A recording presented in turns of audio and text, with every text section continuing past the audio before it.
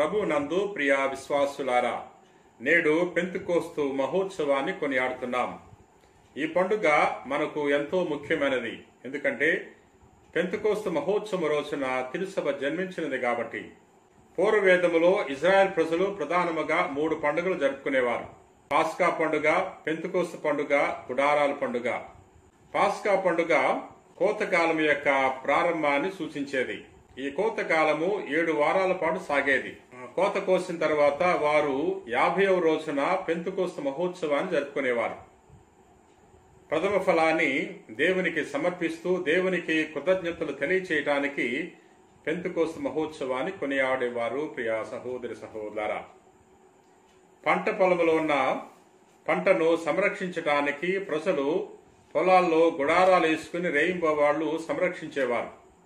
ఈ పంటను తమ గృహాలకు తీసుకొచ్చిన తర్వాత దేవునికి వందనాలు తెలియచేయటానికి గుడారాల పండుగను వారు జరుపుకునేవారు. ఇజ్రాయెల్ ప్రజలు ఈ వ్యవసాయ సంబంధమైన పండుగలను మతపరమైన పండుగలుగా జరుపుకోవటం మొదలుపెట్టారు.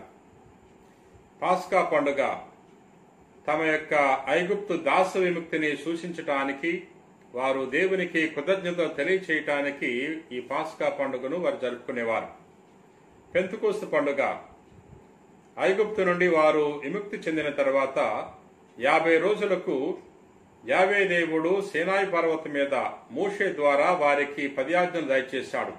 అందుకనే ఆ సంఘటనను జ్ఞాపకం చేసుకోవటానికి, దేవునికి వందనాలు తెలియచేసుకోవటానికి పెంతెకోస్తు మహోత్సవాన్ని వారు కొనియాడేవారు. గుడారాల పండుగ ఇజ్రాయెల్ ప్రజలు ఎడారిలో ప్రయాణిస్తున్న తరుణములో వారు గుడారాలు వేసుకుని నివసించేవారు. అందుకనే వారు గుడారాల పండుగను జరుపుకునేవారు. ప్రియా మిత్రులారా, ఈ 3 పండుగలు కూడా ఇజ్రాయెల్ ప్రజలకు ఎంతో ముఖ్యమైనవి. అందుకనే యెరూషలేములో జరిగే ఈ పండుగలలో యూదులు పాలు పంచుకోవటానికి ఎంతో శ్రద్ధను, ఆసక్తిని చూపించేవారు. ప్రియా మిత్రులారా, పెంతెకోస్తు మహోత్సవం రోజున పవిత్రాత్మల సర్వేశ్వరుడు అపోస్తలుల మీదకి వేంచేసి వచ్చాడు. ఈ విషయాన్ని నేటి మొదటి పట్టణములో మనం ధ్యానం చేసుకుంటున్నాం. అపోస్తల కార్యములు 2వ అధ్యాయము 1వ వచనం నుండి 11వ వచనం వరకు. అపోస్తలులందరూ కూడా ఒక గదిలో సమావేశమై ఉన్నారు. అటువంటి తరుణములో బలమైన గాలి వీచు శబ్దము ఆ గదిలో ప్రవేశించింది. అప్పుడు అగ్ని నాలుక రూపములో వారి మీదకి వేంచేసి వచ్చినప్పుడు వారు పవిత్రాత్మను పొందుకున్నారు. ఈ పవిత్రాత్మ ద్వారా వారు శక్తిని, జ్ఞానాన్ని పొందుకుని అన్ని భాషల్లో మాట్లాడటం మొదలుపెట్టారు. ప్రియా మిత్రులారా, అక్కడున్న యూదులందరూ కూడా ఆశ్చర్యపోతున్నారు. వివిధ ప్రాంతాల నుండి వివిధ భాషలు మాట్లాడే ప్రజలు వీరు మాట్లాడే మాటలను విని ఎంతో ఆశ్చర్యపోతున్నారు. ఏంటి ఈ వింత? వీరందరూ కూడా గలిలయులు కదా, వారు మాట్లాడే దానిని మన సొంత భాషలో అర్థం చేసుకోగలుగుతున్నాం అని వారందరూ కూడా తమ యొక్క ఆశ్చర్యాన్ని వ్యక్తపరిచారు. ప్రియా సహోదరి సహోదరులారా, ఈ సంఘటనకు బాబేలు గోపుర నిర్మాణములో జరిగిన సంఘటనకు సంబంధం అన్నది. ఎందుకంటే ఆదిలో ప్రజలందరూ కూడా ఒకే భాష మాట్లాడేవారు అని ఆదికాండము 11వ అధ్యాయం 1వ వచనంలో చదువుకుంటున్నాం.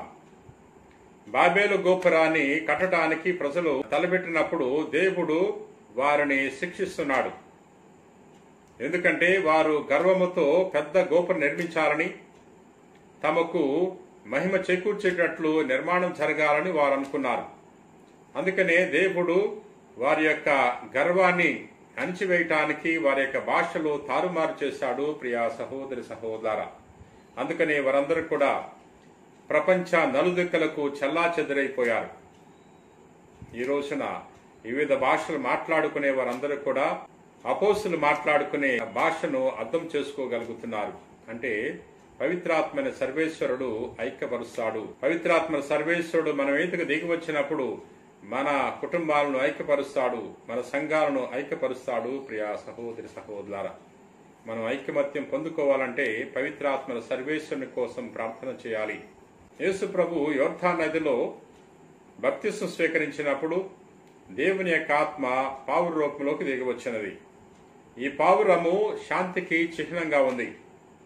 శాంతిని పొందుకోవాలంటే మనము పవిత్రాత్మ సర్వేశ్వరుని పొందుకోవాలి. ఈ పవిత్రాత్మ సర్వేశ్వరుడు మనకు శాంతిని, సంతోషాన్ని, నెమ్మదిని దయచేస్తాడు. ప్రియా సహోదరి సహోదరా, పవిత్రాత్మ సర్వేశ్వరుడు అగ్ని 4 రూపంలో అపోస్తలుల మీద దిగివచ్చాడు. ఈ అగ్ని దహించి వేస్తుంది, పాపాన్ని నశింపచేస్తుంది, సాతానును కాల్చివేస్తుంది, మనలో ఉన్న అసత్యాన్ని తీసివేస్తుంది.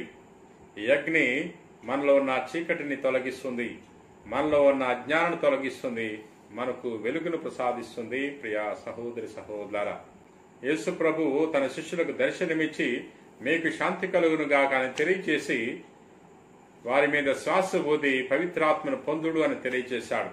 ఈ పవిత్రాత్మ దేవుని యొక్క ఊపిరి. ఎందుకంటే ఆది కాండము 2వ అధ్యాయము 7వ వచనంలో చదువుకుంటున్నాం.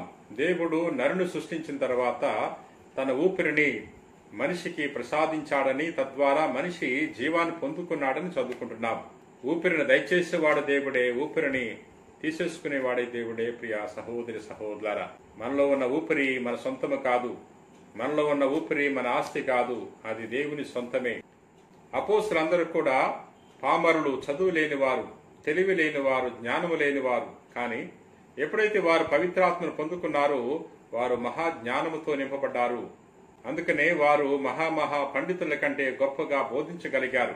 ఈ పవిత్రాత్మను సర్వేశ్వరుడు మన మీదకి వేంచేసి వచ్చినప్పుడు జ్ఞానవరములను, అనుగ్రహములు ప్రసాదిస్తాడు.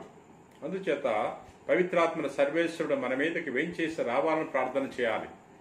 పవిత్రాత్మ సర్వేశ్వరుని యొక్క ప్రేరణ పొందుకోవాలని మనం వేడుకోవాలి. ప్రార్థన చేసుకుందాం. ప్రేమ కలిగిన ప్రభువా, దయగిన సర్వేశ్వర ప్రభువా, నేను స్తుతిస్తున్నాం, మహింపరుస్తున్నాం, గణపరుస్తున్నాం. ఓ గొప్ప దేవుడా, ఈ రోజున పెంతెకోస్తు మహోత్సవాన్ని కొనియాడుతున్నాం. ఈ పండుగ రోజున అపోస్తలులు పవిత్రాత్మను పొందుకున్నారు, మహాశక్తితో, మహాజ్ఞానముతో నింపబడ్డారు. ప్రభువా, మాకు కూడా నీ ఆత్మను మాకు ప్రసాదించండి. ప్రభువా, మా కుటుంబాలకు నీ పవిత్రాత్మను దయచేయమని వేడుకుంటున్నాం. మా కుటుంబాలకు కావలసిన ఐకమత్యాన్ని, శక్తిని, బలాన్ని, నెమ్మదిని ప్రసాదించండి. ప్రభువా, ఈ రోజున ఎవరెవరైతే ఈ వాక్యాన్ని ఆలకించి ప్రార్థన చేయించున్నారో వారందరినీ కూడా సంరక్షించమని, నీ కృపావరములతో నింపమని మా నాథుడైన క్రీస్తు ద్వారా మనవి చేయించున్నాం తండ్రి. ఆమెన్.